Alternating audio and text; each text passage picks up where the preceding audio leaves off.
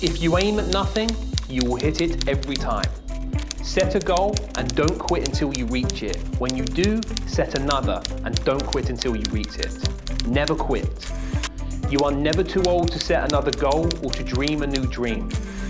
These are just a few famous quotes about setting goals. It's a popular topic because, well, goals are important in life. They give you direction, they make you more accountable to yourself, and you get a strong feeling of satisfaction by achieving them. But a lot of investors never set out with specific goals in mind. They don't have a target. They aren't working towards anything specific. So as a result, they don't measure whether specific actions will advance them or hold them back.